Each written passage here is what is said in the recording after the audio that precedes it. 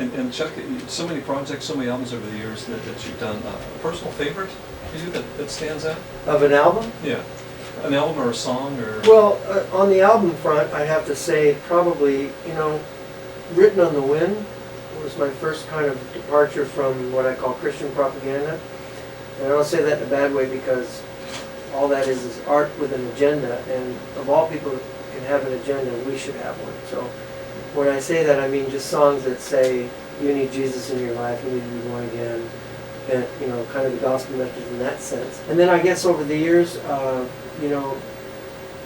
iconic album for me that changed my ministry was Name Above All Names, which was my first album that I actually geared toward the church. Everything else that I'd done up to that point, I was hoping that non-Christians would hear it and become Christians.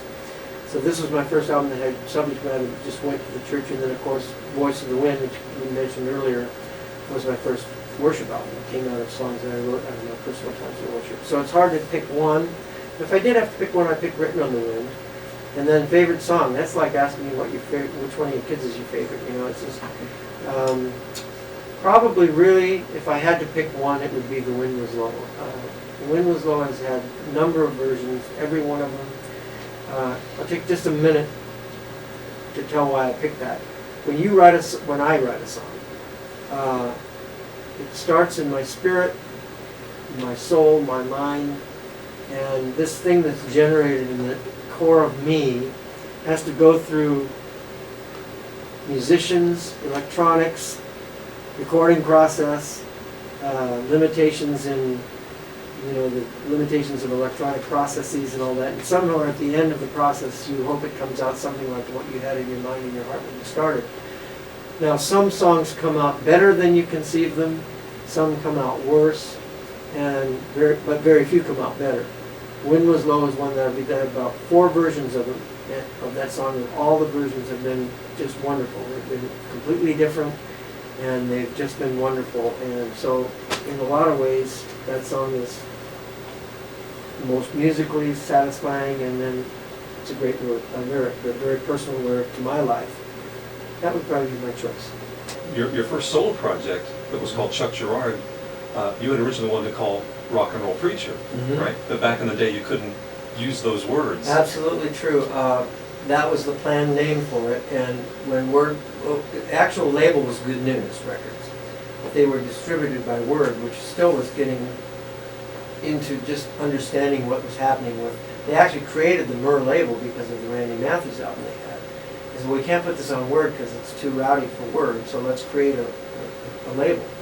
And so when my album came for their inspection or whatever, I don't know how it happened, it was like a memo back to us. If you put the words rock and roll on this album, I remember exactly what they said.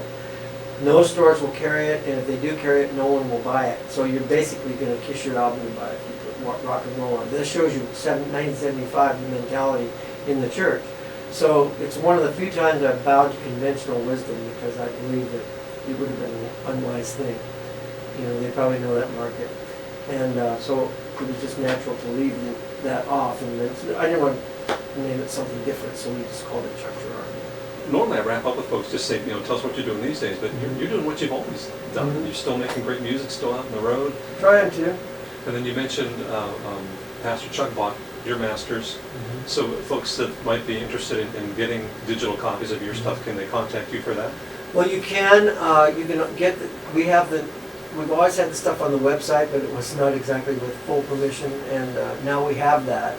And but now we have the full official digital masters that we offer people. But I'm also believing that I'm going to be able to put them on iTunes and other Amazon.com pretty soon too. I guess if I had to pick probably a song that would be your best known song would be this one, and sometimes Alleluia. And my understanding is you almost didn't record that. Is that correct? Yeah, you know my history pretty well. I've been studying. Well, really what happened was the chorus to Sometimes Alleluia was birthed in worship. The guys were burned out. We talked about that earlier. And one of the ministers at Calvary Chapel, a guy named Mike McIntosh, who went on to be a fairly well-known Calvary pastor, he said, guys, even God rested on the seventh day. You need to take a weekend off. And he knew somebody with a cabin up in the mountains. So we went up in the mountains, looked little fire in the fireplace every night and sit around there with their guitars and just worship the Lord for a few minutes, each night for a little while. And so I started playing these chords and started just got the chorus part, sometimes Alleluia, sometimes Praise the Lord. And my thought was, doesn't matter what we say, it means the same thing. It brings us together, whether it's Alleluia we say, or Praise the Lord, or we love you, Lord, whatever it is, it means one thing. We just give praise to you, Lord. And so that was it. I put the thing on the shelf and I didn't look back. And about a year later, I got ready to do my solo album. And I was married by this time, and I said to my wife, Karen, I said, I want to do a worship song on my album, my solo album. What about that song from up in the mountains? And I said, no, too simple, 3 chords. I got to have something really cool. No. I have an instinct about that song. You need to finish that song. So I sat down, literally, in 15 minutes, wrote the verses, and then recorded it. And I want to say one more thing about the 15-minute song. Recently, there's a phenomena. There's a new word that's attached to guys like me and Dallas Holm. It's called legends, right? And now they do these cruises or classics. That's another thing. Classic Christian cruises, and they get 5 of us on a cruise, and we get a free cruise, and it's great. We get to know each other better than we ever have before, when we were just out there on the field playing all the time. Well, we comparing notes, we realized that some of the great iconic songs from the 70s, like He's Alive by Don Francisco, like Rise Again by Dallas Holm, like Sometimes Only, we call them our 10-minute songs, because almost everybody's experience is the same. When you get a song like that, or when we did, they were written in 10 minutes or 15 minutes, and sometimes Alleluia was like that. So these songs come as a big burst from God. Your mind isn't that involved, you're not really crafting, it's just that spontaneous download from God through you right onto the paper and then ultimately the vinyl. And so this was one of my 10-minute songs, yeah. Fantastic. Chuck, it has been such a pleasure catching up with you. Always great, Jerry. Thanks so much for hanging out here with us tonight. Don't forget, tomorrow night, 6 p.m.